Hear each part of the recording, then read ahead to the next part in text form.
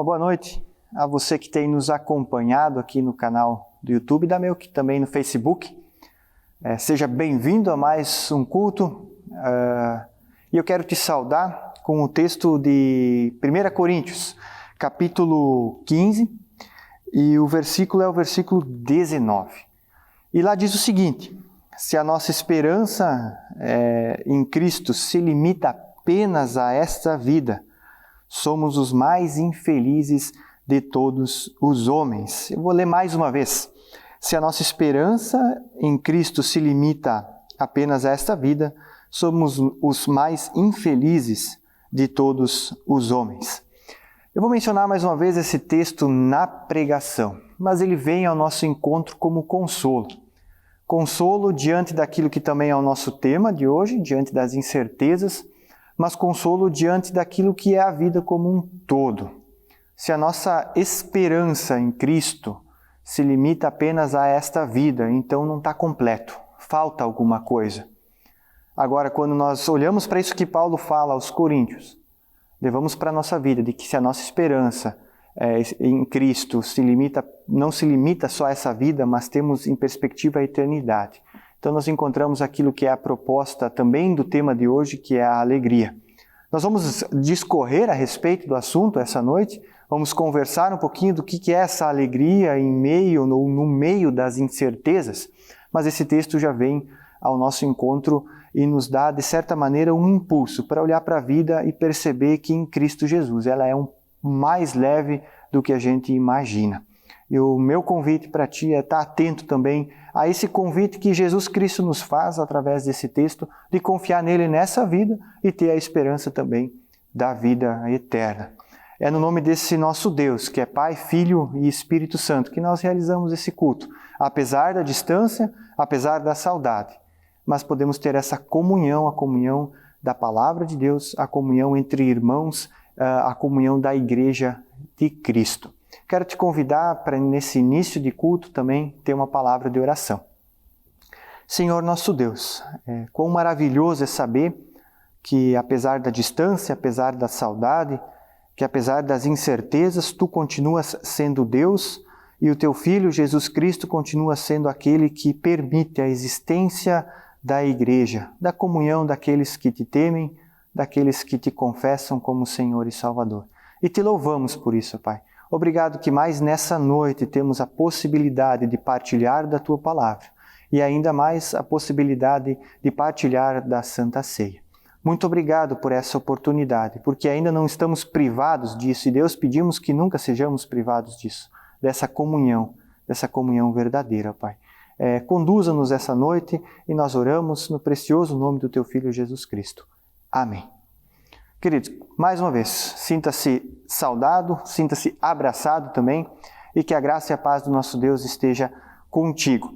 Como você pode ver, está projetado aí a ideia, o tema do trabalho de hoje, o tema da pregação de hoje, o tema de hoje, que ainda é em relação à alegria em meio às tristezas ou no meio da tristeza. O tema de hoje é alegria em meio às incertezas ou no meio das incertezas, quer nos provocar diante da situação que nós estamos vivendo no atual período aí no nosso planeta, no nosso país, também na nossa cidade e nos nossos lares. E fica o convite também para a semana que vem, você está atento para o último tema que fecha o bloco desse mês, mas hoje, além de explanar, além de falar a respeito do tema alegria no meio das incertezas, nós queremos também partilhar da Santa Ceia.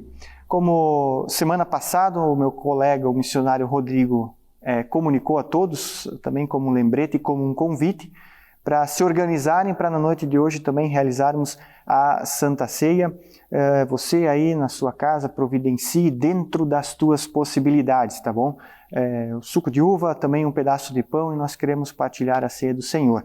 Como foi colocado no convite, mais à frente no dia de hoje, no culto de hoje, nós iremos também dar detalhes sobre como vai funcionar, mas o convite continua. De repente, se você não tem isso à pronta entrega ou não está isso à mão, dá um pause aí, corre atrás e participa conosco também. Mas, por favor, não se sinta pressionado quanto a isso. Se de repente está fora do teu alcance, fica bem tranquilo, fica bem calmo. Não foi a última vez que você vai partilhar da Santa Ceia. Nós vamos falar um pouquinho mais sobre isso também. Um outro aviso que eu tenho é relativo às ofertas. A gente tem como comunidade também o compromisso de agradecer a você que tem ofertado, o nosso muito obrigado, e você que tem se comprometido também com essa área. E queremos também convidar, a partir desse aviso, você a continuar também ofertando dentro das suas possibilidades. Sempre é um convite e nós também já somos gratos, tanto pelas dádivas quanto aos doadores. São esses os dois avisos que eu tenho e já quero partir diretamente para aquilo que é o tema de hoje, a alegria em meio às incertezas. Hoje eu vou usar minhas folhinhas aqui, então pode ser que alguma coisa escorregue aí e para mim conseguir tirá-la aqui de cima da Bíblia, mas a ideia é falar sobre esse tema que é relevante para o nosso tempo agora. Como estar alegre em meio a tantas incertezas, né? E essa é a situação do nosso país, do nosso momento agora. Trata-se de uma situação de incertezas. As incertezas sempre existiram, isso é um fato, né? Mas sem dúvidas elas estão mais acentuadas hoje. Ali onde tínhamos certezas, passamos a não ter mais. E por isso se torna um tema relevante. Se a gente olha para os nossos lares, né, aquele dilema, sair ou não sair de casa? Não é para sair de casa, mas eu preciso sair de casa, afinal tenho que ir ao mercado. Vou no mercado, está cheio de pessoas com esse mesmo dilema. Elas querem, precisam e são, de certa maneira, direcionadas ou orientadas a ficar em casa, mas elas precisam sair, né? Tá, mas no mercado pode ir, mas é bom que você não saia de casa. E você se sente meio perdido ali, né? No nosso país também o dilema. Eu fico em casa ou eu vou trabalhar? Né? Se eu for trabalhar, eu preciso usar máscara. Mas tem gente dizendo que o uso prolongado de máscara também traz problemas. Por outro lado, se você não usa máscara, você também pode ter problemas, né? E você se pergunta, tá, uso ou não uso máscara? Dos dois jeitos vai ter problema? Como isso? Outro lado é o álcool gel. Tem que passar o álcool gel. E tem que ser o álcool gel 70%. Não pode ser o deposto, não pode ser 80%, nem 60%, tem que ser o 70% porque ele mata o vírus. Se você não tem álcool gel, o vírus também morre quando você lava a mão bonitinho com qualquer sabão. O vírus morre também. Mas lembre-se, você precisa ir trabalhar, mas tem que ficar em casa. E as dúvidas vão vindo, as incertezas vão vindo, afinal, tanta gente falando tanta coisa. Também no nosso país, a política, a economia e a saúde travam a sua batalha. Cada um quer ter a razão. Ora um está falando a verdade, ora o outro está mentindo, né? Troca cargo, fica cargo, dá auxílio, tira auxílio, abaixa imposto, cobre imposto, né? Mas tudo isso usando máscara e passando álcool gel. E você precisa trabalhar ou ficar em casa, essa é a questão. E no nosso mundo, a culpa vai para quem dá o grito mais alto, ou aliás, para quem o grito mais alto é direcionado. Aquele que grita mais alto ganha a vez. Ora o pessoal grita que a culpa é da China, ora o pessoal grita que a culpa é da Organização Mundial da Saúde, que não fez nada. Por outro lado, ora a culpa é do Malafaia, ora a culpa volta a ser da China, né? Ora é uma jogada política, ora é uma jogada econômica, ora é a natureza que é monstruosa e ora não passa de um simples probleminha pulmonar, né? Ora o problema ele é sanguíneo, ora a Covid-19 vira Covid-20, Covid-21 vai sofrendo mutações, ninguém sabe mais o que é. Por outro lado, abre economia, por outro lado, fecha economia, ora isso, ora aquilo. E diante de tudo isso e de tudo mais, a única certeza é que não existe alguém que tenha certeza de algo e nem existe algo que dê certeza ou que dê alguma certeza para alguém. Soa um tanto filosófico, né? Mas a única certeza que podemos ter a partir da situação do nosso planeta, do nosso país ou da nossa sociedade é que nós não temos certeza de nada. Até tempo atrás circulou um áudio com essa mesma modo de pensar, uma hora isso, uma hora aquilo, e você fica meio perdido ali no meio. Aliás, você fica perdido, né? Por isso aquele que nesse mundo, nesse momento que esse mundo está vivendo, se arrogar ao direito de dizer que tem certeza de algo, eu te convido a duvidar. Porque esse cara pode ser um mentiroso, né? E é justo dizer que se temos alguma certeza nesse mundo, é que por enquanto estamos vivos e que um dia nós não estaremos mais. Eu arrisco dizer, e não quero ser um mentiroso, mas olhando para a situação, acho que essas seriam as duas únicas certezas que eu e você nós temos, de que estamos vivos e de que um dia não estaremos mais. E a pergunta que fica, essa pergunta que está projetada, será que é possível estar alegre no meio de tudo isso?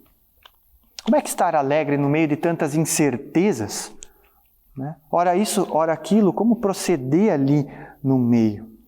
E nesse momento quero te convidar a abrir o texto de Filipenses, capítulo 3, versículo 2, e nós vamos ler do versículo 2 até o versículo 11. Está projetado a referência, e eu passo a ler esse texto. Lá Paulo vai escrever o seguinte: acautelai-vos dos cães, acautelai-vos dos maus obreiros, acautelai-vos da falsa circuncisão. Porque nós é que somos a circuncisão, nós que adoramos a Deus no Espírito e nos gloriamos em Jesus Cristo e não confiamos na carne. Bem que eu poderia confiar também na carne, escreve Paulo. Se qualquer outro pensa que pode confiar na carne, eu ainda mais. E ele vai dizer o seguinte, a partir do versículo 5, circuncidado ao 8º dia, na linhagem de Israel, da tribo de Benjamim, hebreu de hebreus, quanto à lei fariseu, quanto ao zelo perseguidor da igreja, quanto à justiça que há na lei, irrepreensível. Mas o que para mim era lucro, isso considerei perda por causa de Cristo. Sim, deveras considero tudo como perda, por causa da sublimidade do conhecimento de Jesus Cristo, meu Senhor, por amor do qual perdi todas as coisas e as considero como refúgio para ganhar a Cristo. E ser achado nele, não tendo justiça própria, que procede de lei, senão a que é, mediante a fé em Cristo, a justiça que procede de Deus, baseada na fé, para conhecer e o poder da sua ressurreição e a comunhão dos seus sofrimentos, conformando-me com ele na sua morte, para de algum modo alcançar a ressurreição dentre os mortos. Isso é o que Paulo coloca, que atinge, é direcionado aos filipenses e também é direcionado para a minha e para a tua vida. O tema é esse, alegria em meio a certezas. E esse texto ele tem algumas coisas a dizer para mim e para você, que querem nos ajudar a olhar com mais carinho, com mais calma e sabedoria para a situação que nós estamos vivendo hoje. A primeira coisa que esse texto tem a nos dizer, o primeiro recado, ou a primeira dica, é que a alegria em meio às incertezas, ela requer cuidado. Está projetado aí, ela requer cuidado. Paulo, ele nesse momento, nesse texto que nós lemos, ele passa a exortar os filipenses. Se você tem aí a versão de Almeida, o título no capítulo 3 vai ser esse, a exortação referente à alegria cristã. Então ele passa a exortar os filipenses. Por quê? Um falso ensinamento estava sendo disseminado na igreja cristã de Filipos. E Paulo precisa intervir e é aquilo que ele faz. Quando ele escreve a carta, ele intervém nessa situação. Por isso é que a primeira palavra que ele coloca é cuidado.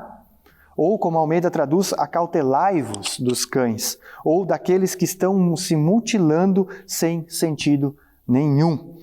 O assunto que Paulo aborda aqui tem a ver com aquilo que eles chamavam de circuncisão. E a circuncisão era praticada como um cumprimento de uma das leis mosaicas. Quando eu digo leis mosaicas, eu me refiro aos primeiros 5 livros da Bíblia, e lá mostra essa realidade que passa a existir a partir do patriarca Abraão. Ele é o primeiro a realizar a tal da circuncisão, aquilo se torna uma lei. E no Antigo Testamento, essa lei ou essa ação sinalizava o pertencimento ao povo de Deus. E a partir de Jesus Cristo, no Novo Testamento, a circuncisão ela é reavaliada. O seu sentido ele ganha um novo significado e uma nova perspectiva. A certeza do pertencimento ao povo de Deus não dependia mais de uma mutilação, como que estava sendo condenado por Paulo aqui, ou de um sinal humano, ou do esforço próprio das coisas visíveis, não dependia mais disso. Fazer parte do povo de Deus dependia agora unicamente da fé. Isso é que Paulo quer deixar claro, E a prática da circuncisão como uma exigência somada à fé, para então pertencer ao povo de Deus, a defesa dessa doutrina semeou um monte de incertezas na vida dos filipenses. Imagina, eles foram alcançados pelo evangelho de Paulo. Paulo pregou o evangelho lá e havia dito que importava apenas confessar Jesus Cristo como Senhor e Salvador, se arrependendo dos pecados, como resposta ao evangelho. Isso foi o assunto pregado por Paulo quando ele esteve entre os filipenses. E agora chegou um pessoal e vai lá e fala que é o contrário. E eles estavam no mesmo dilema que eu e você estamos, ora isso, ora aquilo. Quem de repente está amadurecendo na vida, incertezas só prejudicam. E na vida de fé é a mesma coisa. E era o que o povo de Filipenses, os cristãos de Filipenses estavam sofrendo. E nesse momento, Paulo precisou combater esse pessoal que estava semeando essas incertezas na mente do povo, dizendo que a circuncisão também deveria ser praticada e a fé não bastava mais como único e exclusivo meio para a salvação. Ou seja, como eu falei antes, incertezas estavam sendo semeadas na vida dos filipenses. E Paulo, a partir do versículo 3, diz que a coisa não funciona mais assim. E, aliás, para Paulo nunca funcionou dessa forma. E se a gente olha lá para o Antigo Testamento, a partir de Abraão, a fé, a confiança em Deus, ela sempre existiu.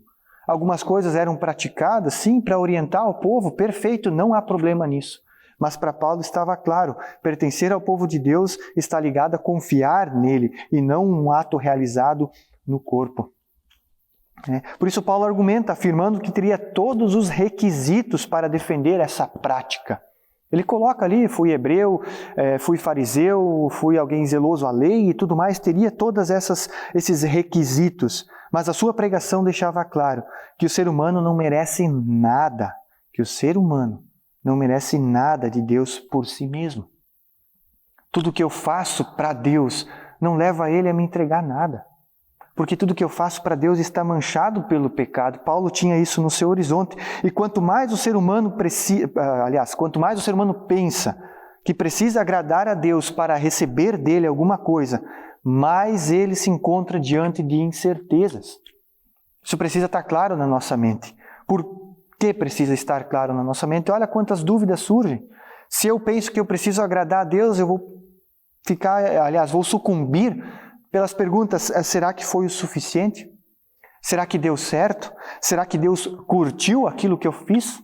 Será que aquilo agradou a Deus? Será que foi suficiente? Será? Dúvidas e mais dúvidas e dúvidas geram incertezas. Eu e você temos direito à dúvida? Temos. Mas quando ela se torna uma maneira de viver, nós vivemos em incertezas. E quando vivemos praticando as coisas para que isso agrade a Deus, da forma que Ele vai agir com benevolência para nós, ou que Ele vai nos salvar por aquilo que nós fizemos, nós caminhamos num mundo de incertezas da qual Deus não quer que nós caminhemos. Para Paulo isso estava claro.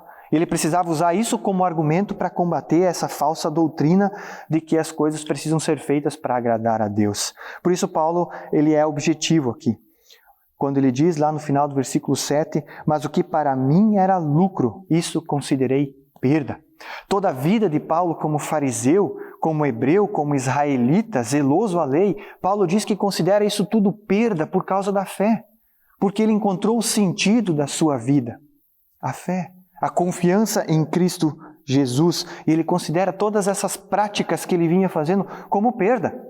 E isso consola a minha e a tua vida, porque ali onde nós buscamos chegar lá, Deus já veio até nós.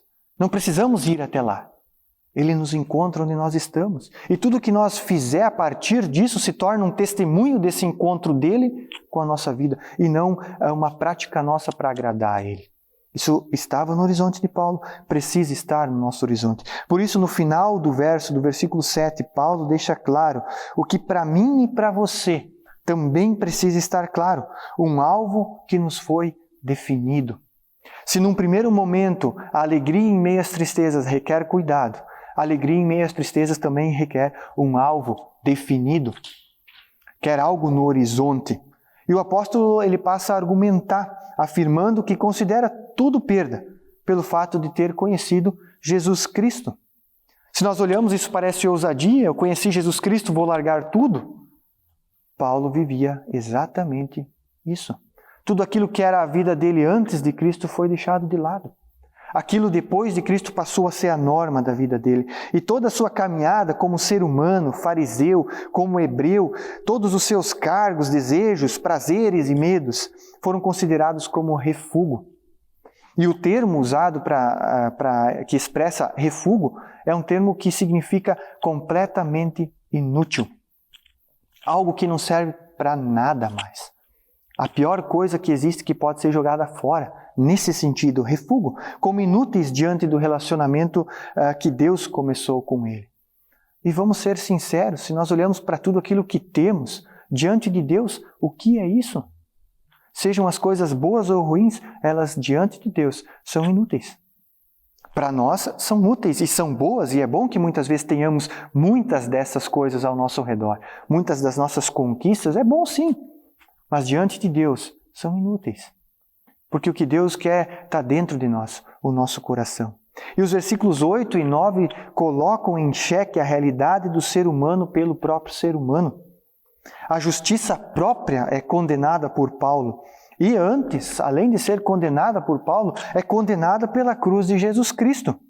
Pois se a minha e a tua justiça, o meu e o teu esforço, pudesse agradar a Deus, ou alcançar a misericórdia, a benevolência de Deus, ou a vontade de Deus, Jesus Cristo teria se pendurado em vão na cruz.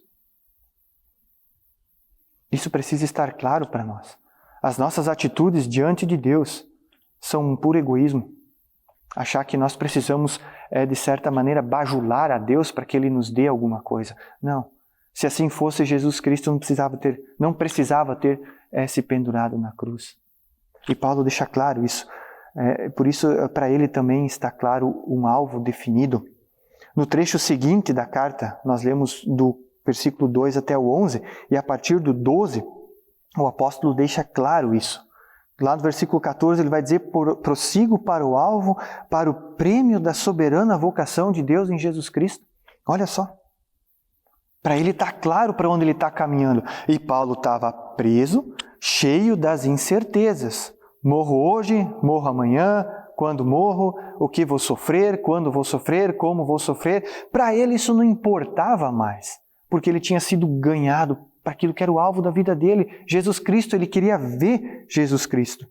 Jesus Cristo é alvo de Paulo. Para ele e por ele, para Jesus Cristo e por Jesus Cristo é que Paulo vive. O apóstolo tem bem claro que a situação enquanto ser humano recebeu sentido ou recebeu certeza a partir da fé em Jesus Cristo. E a sua conduta é moldada a partir de Jesus Cristo. Pois para Paulo, e precisa ser para mim e para você também, Jesus Cristo é o alvo e o meio pela qual nós alcançamos esse alvo. Isso precisa estar claro para nós também. É aqui que surge, além da vida e da morte, outra certeza imutável na minha e tua vida. Lá no início eu falei que se nós vamos arriscar ter algumas certezas na vida, uma delas é a vida, a outra é a morte, e para os cristãos é a vida eterna. É o alvo, é o objetivo. Não é em vão que Paulo, em Filipenses capítulo 1, versículo 21, declara: porquanto para mim viver é Cristo e morrer é o quê? Lucro. Olha só. Isso é uma fé que, desculpa queridos, não sei se é igual a minha e não sei se um dia eu vou assemelhar a tamanha fé. Alguém que em palavras parece ver que a morte é lucro. Para nós hoje a morte é sinônimo de perda. Mas para quem está em Cristo, segundo a palavra de Paulo, é lucro. E mais adiante, no versículo 22, lá do capítulo 1, ele vai dizer: ora, de um outro lado estou constrangido, tendo o desejo de partir e estar com o alvo, com Cristo, o que é incomparavelmente melhor. Olha só. Diante de todas as incertezas desse mundo, e principalmente que estão mais acentuadas nos dias de hoje, essa palavra ela é extremamente consoladora para mim e para ti.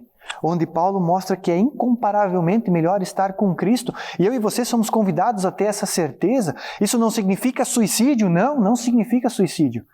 Mas significa ter um alvo, um motivo pela qual viver e caminhar, testemunhar, ser. Um motivo para isso. Aqui está a alegria de Paulo diante da sua vida. Não está em suas conquistas, nas situações ao seu redor, não está ali, mas sim naquilo para qual ele foi conquistado. Estar em Cristo, ali está a alegria dele. E nós estamos chorando por muita coisa e coisa muito menor numa situação bem melhor que a de Paulo. Lembramos mais uma vez, Paulo, quando escreve essa carta, estava preso, sofrendo, aquelas prisões eram tão quanto piores das que estão hoje. E mesmo assim ele encontra alegria na esperança, na certeza de que quer estar com Cristo. E nós reclamando por muita coisinha que sim, tem o seu peso, tem o seu valor, tem o seu impacto, tem tudo isso sim, mas que diante da esperança que nós temos é insignificante. A nossa vida precisa ser levada sob essa perspectiva. Dias bons, meus queridos, e dias ruins, eles existiram e eles continuarão a existir. Eles existirão ainda.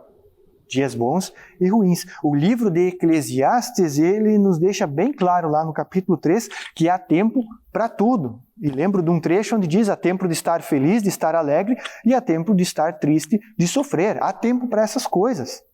Mas diante do tempo das incertezas, eu preciso me agarrar naquilo que é o mais certo de todas as incertezas: Jesus Cristo. Olha só, nós temos um nome. Nós temos palavras onde nós podemos se agarrar. E essas palavras são Jesus Cristo. Ali nós encontramos esperança. Somente em Jesus Cristo e através de Jesus Cristo, Paulo, preso, encontra alegria em meio à vida, carregada de incertezas. Em Cristo, Paulo encontra e ao mesmo tempo aponta para aquilo que precisa estar no nosso horizonte, a esperança. Ou como Paulo escreve, o poder da ressurreição. E aqui entra o terceiro ponto. Esperança. Eu e você somos chamados a uma vida que espera. Ressurreição para Paulo é sinônimo de esperança. Em Filipenses capítulo 1, 21 seguintes, o apóstolo deixa claro que o seu desejo, e esse desejo transmite a sua esperança, é sim estar com Cristo. A alegria em meio ao sofrimento em Paulo é encontrado na esperança. Diante de um mundo caótico que nós estamos vivendo, onde é que nós encontramos esperança? Em Jesus Cristo. Onde é que nós encontramos alegria? Nessa esperança. Esperança que tem nome, Jesus Cristo. Ele declara que quer conhecer a Cristo, padecendo pela morte, mas alcançando a ressurreição para a eternidade. Paulo fala e deixa bem claro para mim e para ti que o sofrimento, inclusive a morte, vão fazer parte da nossa vida. Mas para aqueles que têm esperança, ela não dita a última palavra. Para Paulo isso está claro. E em 1 Coríntios 15, 19, aquele texto que eu li no início, Paulo declara: se a nossa esperança em Cristo se limita apenas a esta vida, somos os mais infelizes de todos os homens. Está vendo? Ao contrário disso é a alegria. Porque a nossa vida em Cristo não depende só desta vida, mas da que há de vir, a vida eterna. Esperança foi motivo de alegria para Paulo. Essa era a sua certeza quando ele se dirige aos Filipenses e aos Coríntios. A certeza de que tudo nesse mundo é passageiro. Vem e vai. Mas ele tem a firme esperança da vida eterna, que nunca vai acabar. Paulo tinha todos os argumentos válidos para louvar e engrandecer a vida aqui na terra. Afinal, a vida que ele levava como fariseu, como pessoa devota à lei, era uma vida com grandes regalias, com grande autoridade, com grande poder, e aquilo ele considerou perda. Ele poderia ter permanecido como fariseu comprometido, sim, perseguidor da igreja cristã, sim, mas ao ser encontrado por Jesus Cristo, percebeu que a sua vida era um mar de incertezas. E com as incertezas também veio as tristezas. E agora, alcançado por Jesus Cristo, Paulo percebe a certeza expressa nesse texto, ter a esperança de ver Jesus Cristo. Olha só. Tinha tudo para dizer, tá bom aqui. Está perfeito aqui na terra. Não, é um mar de incertezas.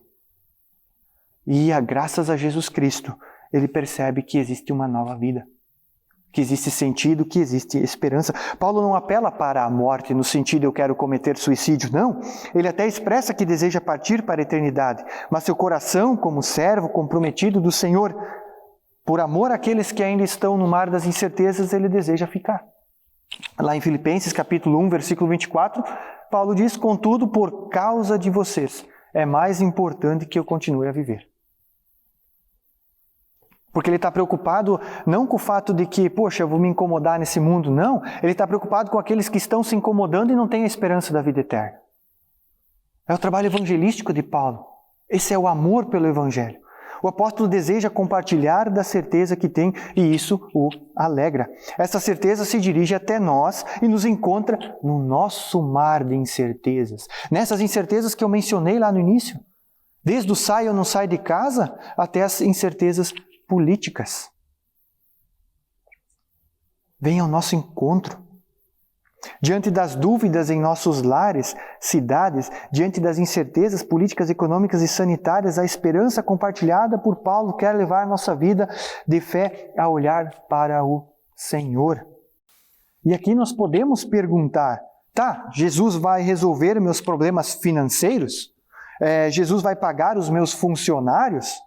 Ele vai entregar as compras na porta da minha casa? Jesus vai fazer um download do conteúdo escolar na cabeça dos meus filhos ou dos alunos? Jesus vai garantir imunidade à minha vida? A gente faz essas perguntas porque a gente quer a resposta na hora, palpável, como se fosse um passe de mágica. Queridos, que Deus poderia muito bem fazer isso. Ele poderia.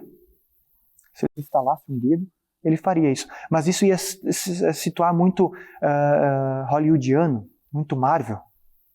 E nós sabemos que o nosso Deus é muito mais do que isso. E Ele podia fazer isso? Sim, Ele podia. E sem dúvida, se Ele desejasse fazer isso, Ele faria. Ele iria pagar os teus funcionários, Ele ia ensinar os teus filhos, os teus alunos, Ele ia trazer comida na tua casa. Se Ele bem desejasse assim, Ele faria. Mas Ele sabe muito bem que a mentalidade humana está corrompida pelo pecado. E ela correria o grande risco de ficar mais longe de Deus ainda se as respostas a essas perguntas fossem sim. Porque o ser humano está inclinado à carne, aos seus desejos. E Deus, na sua sabedoria, quer nos poupar dessa inclinação. Quer nos poupar de mais terrorismo com a nossa vida. E o pior terrorismo com a nossa vida é se afastar de Deus. Faça todas as tuas perguntas e responda elas com um sim. Imagine que a resposta foi sim. Você se sentiria no controle das coisas. E aqui está o problema. Quando eu e você estamos no controle das coisas, nós tendemos a nos afastar de Deus. Porque tudo fica bom. Bem, está tudo no nosso controle, na nossa mente. Esse não é o desejo de Deus. Ele poderia fazer, poderia, mas Ele não faz. Por isso, Paulo nos chama para ter esperança. Esperança é entender que as coisas não estão no nosso controle, mas estão sob o cuidado de Deus. Estão sob o cuidado de Deus. E nele, sofrendo ou não, nós esperamos. Paulo vivia essa realidade. Realidade pé no chão. Realidade onde ele sabia que o bem poderia vir, que o mal poderia vir, e que eles poderiam ir embora assim como vieram. Porque a esperança dele não dependia do bem ou do mal, do sofrimento ou da alegria. A esperança dele dependia de Jesus Cristo. E essa é a minha e a tua esperança. A situação que nós estamos vivendo aqui, ela vai passar. Alguns vão sofrer mais, outros menos. De alguns foi tirado, de outros foi dado, mas vai passar.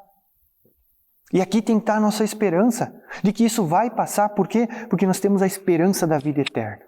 Eu gosto de responder esses porquês. É aqui onde nós encontramos a nossa esperança. Aqui onde nós reconhecemos quem nós somos. E a pergunta que eu te faço é: como você está vivendo? Pé no chão?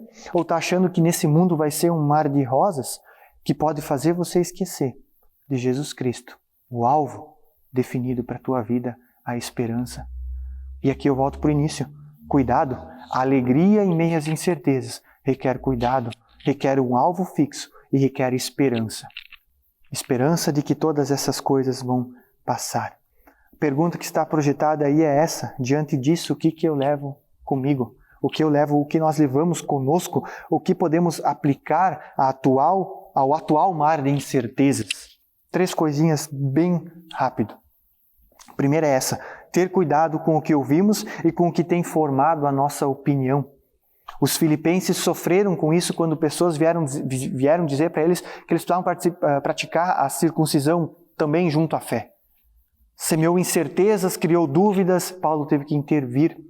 Por isso, cuidado com aquilo que você ouve e com aquilo que tem formado a tua opinião. Unilateralidade em meio às incertezas é muito perigoso e gera mais incertezas ainda. Tomemos cuidado com isso. Por isso que o nosso foco precisa ser Cristo. Ali não há unilateralidade. Ali há certeza. Outra coisa, ter clareza sobre o alvo a ser alcançado. E qual é o alvo? Jesus Cristo, o caminho para a vida eterna. Esse é o alvo. Saber qual é o destino último ajuda a ter clareza sobre como e por onde caminhar. E a Bíblia está aqui para ser uma grande ajuda para mim e para ti. Ela fala mais para a nossa vida hoje do que nós imaginamos. E ela quer te ajudar nesse sentido também. De deixar claro qual é o alvo que foi dado para ti. Precisa estar claro na tua mente isso. E por último, saber, em última análise, que temos a esperança da vida eterna. É para lá que vamos. O que está aqui vai passar. Vai perecer, vai ficar. E o que nós temos para alcançar, aliás, o que nos foi dado, a possibilidade de alcançar, é a vida eterna. Não podemos nos esquecer disso. Não foi a primeira pandemia e nem será a última pandemia que o ser humano ou que o planeta Terra sofreu. Virão mais, sem dúvida. Se não pandemias, outros problemas mundiais. E nesse mundo houve e ainda haverá muito sofrimento. Mas eu e você, nós pertencemos pela fé ao novo mundo. Que novo mundo é esse? A vida eterna. É para lá que nós vamos. As coisas nesse mundo, elas fazem parte da nossa vida. Deus está aqui sofrendo conosco, Deus está aqui se alegrando conosco. Mas Ele está aqui. E por fato dele estar aqui, Ele nos dá esperança. Diante das inúmeras dúvidas, diante das noites mal dormidas, diante das perguntas que têm surgido na nossa vida. Ele está ali, junto contigo, sendo a tua esperança. Se agarra nisso. A pergunta final que eu tenho para ti é essa. Você, assim como Paulo, já tem certeza da vida eterna ou ainda tem se apoiado no que o ser humano deseja oferecer? Reflita a respeito dessa pergunta. E o meu desejo é que Deus te ajude ali onde você tem dúvida e seja o consolo para a tua vida, ali onde a situação está difícil e seja o motivo da tua alegria e da tua gratidão, ali onde a situação está tranquila. Que Deus te abençoe nesse sentido. Amém? Vamos ter uma palavra de oração. Senhor nosso Deus, diante de todas essas incertezas que nós estamos vivendo nesse momento, obrigado porque Tu é a certeza, uma das únicas. Assim como temos certeza que estamos vivos agora, assim como temos certeza de que um dia não estaremos mais vivos, assim Tu também é a certeza de que Tu estás conosco e de que Tu nos dá a vida eterna. Obrigado, Senhor Deus, que podemos ter a Ti como alvo definido, como aquele que nos alerta a ter cuidado, como aquele que nos dá esperança, Pai. Temos muitas dúvidas como seres humanos num momento como esse que estamos vivendo. Muitas crises têm surgido, muitas questões estão sem resposta, Senhor. Mas um texto como esse, onde Paulo exorta os filipenses a estarem convictos daquilo que importa, que esse texto venha também alcançar o nosso coração. Que essas palavras venham a consolar ali onde nós temos dúvidas e perceber que apesar daquilo que tem acontecido com nós, apesar daquilo que está ao nosso redor, apesar da nossa tristeza, da nossa saudade, da nossa alegria, do nosso bem-estar, apesar disso tudo, Senhor Deus, Tu tens a última palavra, que é a palavra de vida eterna. Te peço humildemente que o Teu Santo Espírito venha deixar claro isso à mente daqueles que ouvem o anunciar da Tua palavra, do Teu Evangelho, para que eles se sintam consolados em meio a tanta angústia e também agradecidos em meio a tanta alegria. No nome do Teu Filho, Jesus Cristo, é que nós oramos. Amém. Legal, queridos. Que bom que você acompanhou até aqui. E nós queremos passar para isso que seria, de certa maneira, o momento final. Não quero dividir o nosso culto em momentos, mas essa parte final que tem a ver com a Santa Ceia. Eu rabisquei aqui algumas coisas que eu preciso compartilhar contigo. Quero pedir a tua paciência para ouvir a respeito disso, que faz parte da realidade da Santa Ceia. Nós vamos partilhar dela hoje e eu queria comentar aqui 5 coisinhas que são respostas a 2 perguntas. Quais são essas 2 perguntas? A primeira pergunta, em relação à Santa Ceia, é o que é a Santa Ceia? Nós podemos olhar para a Bíblia, ver muitas definições, olhar detalhadamente para elas, mas eu quero trazer 4 respostas a essa pergunta de maneira bem simples e direta. O que é a Santa Ceia? Primeiro, é a certeza de que o corpo e o sangue de Jesus Cristo foi entregue e derramado por cada um de nós hoje também. Essa é a promessa feita na instituição da ceia do nosso Senhor. Ele promete isso. Ele diz, façam isso em memória de mim até o fim dos dias. Essa é a realidade. Por isso, Santa Ceia é o corpo e o sangue de Cristo, é uma certeza de que Ele foi derramado por nós hoje também. Tá bom? Outra coisa, o que é a Santa Ceia? É a certeza de que a comunhão dos cristãos ela existe e é legítima, independentemente da proximidade física ou não. Ou seja, eu e você, nós estamos distantes, a instituição será feita aqui, mas você aí na tua casa está valendo também e não tenha dúvidas disso. A Santa Ceia te dá certeza de que ali onde você está, partilhando dela no nome do Trino Deus, ela é real, legítima e ela independe da distância, ou se nós estamos distantes ou próximos. O que é a Santa Ceia é um chamado também é um chamado dirigido ao ser humano, convidando-o a compreender a sua dependência de Deus em tudo. Né? Ou seja, é um convite a uma autoavaliação primeiro e também ao arrependimento. Na Santa Ceia, Deus mostra para mim e para ti quem nós somos, quem Ele é e o que Ele fez por nós. Precisa estar claro também, eu e você, pecadores, Ele, Deus misericordioso, e o que Ele fez nos concede o perdão em Jesus Cristo, quando entrega o seu Filho na cruz para morrer e quando ressuscita. Isso também significa Santa Ceia. E por último, Santa Ceia, não por último no sentido acabou os significados, mas por último na minha lista aqui, o que é a Santa Ceia é esperança. Jesus Cristo recomendou que a Santa Ceia fosse partilhada e o texto vai dizer até que Ele venha. Isso é esperança. Se ainda partilhamos da ceia hoje, é que Ele ainda não veio e ainda o esperamos. Por isso também é Santa Ceia, esperança. Né? E a outra pergunta é quem pode participar da Santa Ceia? E a resposta é única e simples. Todos podem participar da Santa Ceia. Pois é a certeza da graça de Deus que convida à vida de arrependimento, convida para a vida de arrependimento, para a certeza do perdão e também convida para a certeza da comunhão e para a certeza da vida eterna. Por isso todos podem partilhar. Aqueles que se acham indignos de partilhar, querido, você pode também. Porque é na Santa Ceia que Deus te dá a chance de você se arrepender e buscar e ser encontrado por esse perdão. Porque a partir de Jesus Cristo, você é a pessoa mais digna que Deus conhece, assim como cada um de nós. Jesus Cristo nos torna digno. Por isso você sim tem o direito de participar da Santa Ceia. Amém? Queridos, dito essas coisinhas, eu quero que você considere ela. Eu quero explanar um pouquinho agora como é que nós vamos fazer. Você foi então convidado a ter os elementos da ceia em casa.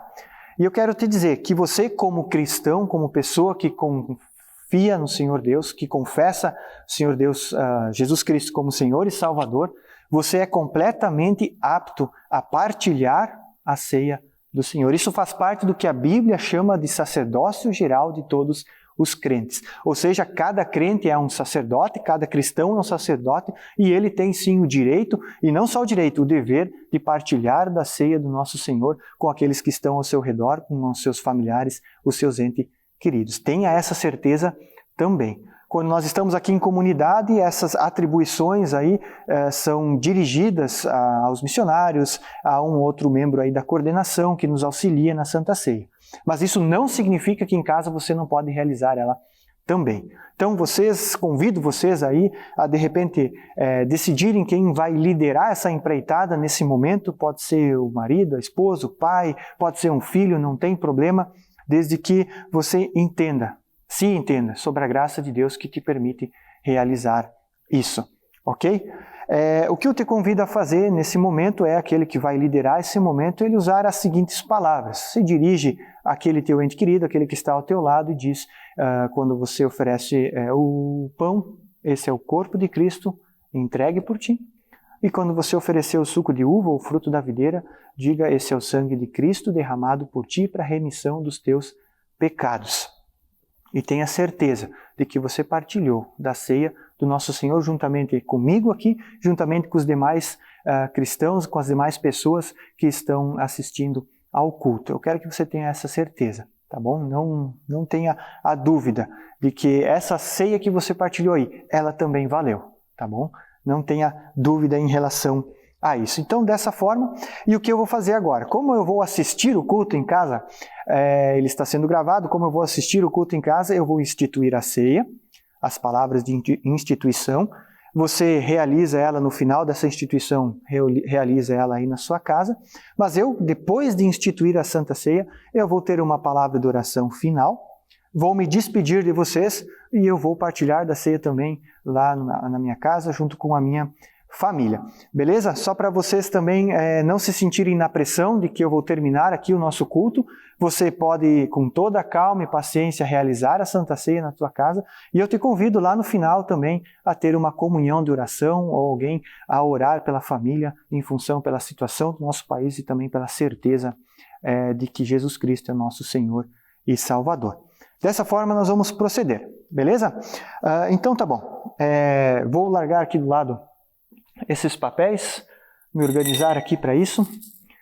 E, querido, no dia em que Jesus Cristo foi traído, a gente lembra esse dia como Jesus Cristo foi traído para estar reproduzindo também aquilo que o texto bíblico nos relata. Naquele dia, ao dia da Santa Ceia, Jesus Cristo realiza a Santa Ceia junto com os seus discípulos e naquele dia, Jesus Cristo ele toma o pão, ele pega o pão e ele parte o pão, dá graças pelo alimento e dando graças pelo alimento, ele olha para os seus discípulos e diz: tomem vocês, peguem desse pão, comam dele, que esse é o meu corpo, partido por cada um de vocês. Da mesma maneira, vou largar aqui do lado, Jesus Cristo toma o cálice com o fruto da videira, olha para os seus discípulos e depois de ter dado graças, também diz: tomem, peguem, bebam todos vocês, esse é o meu sangue derramado por cada um de vocês para a remissão dos seus pecados. Façam isso em memória de mim até o dia em que eu voltar. Essas são as palavras que Jesus fala e elas são um convite para partilhar da ceia do Senhor. E eu quero transmitir esse convite para ti também nessa noite. Tome esse tempo valioso, precioso, tempo de certezas, tempo de graça, tempo de sinal da misericórdia de Deus. Partilhe da Santa Ceia aí no seu lar e tenha confiança de que Jesus Cristo está com você até que Ele venha para te buscar e levar para aquilo que nós tanto esperamos, que é a vida eterna. Amém? Querido, eu vou terminar com uma oração. Não se sinta na pressão aí na sua casa, partilhe da ceia, orem no final. Aqueles que de repente assim já o fizeram, te convido para uma palavra de oração. Senhor nosso Deus, quão precioso é partilhar daquilo que é a principal certeza para cada um de nós do Teu amor por nós, que é a Santa Ceia, sinal da Tua graça, Senhor.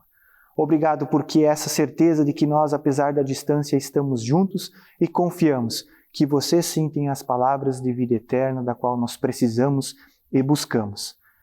Senhor, nosso querido Deus, venha a acalmar o nosso coração diante das dúvidas, a também semear nele a alegria da gratidão diante das conquistas e certezas, Senhor Deus, e principalmente, volte o nosso coração a Ti, diante de toda e qualquer situação nesse nosso país, Senhor. Enfrentamos tantas coisas que têm nos angustiado, tantas incertezas, e obrigado porque no partilhar do pão e do fruto da videira, obrigado porque no partilhar da palavra temos certeza de alguma coisa, certeza da vida eterna, Pai. Que isso esteja no nosso horizonte sempre. Obrigado que até aqui Tu tem cuidado de nós, Tu tem cuidado também, mantido a saúde e, Senhor Deus, pedimos que vá conosco também adiante, ó Pai. É no nome precioso do Teu Filho Jesus Cristo que eu oro. Amém. Queridos, uma abençoada semana a cada um de vocês, uma boa noite, fiquem na paz do nosso Senhor Deus.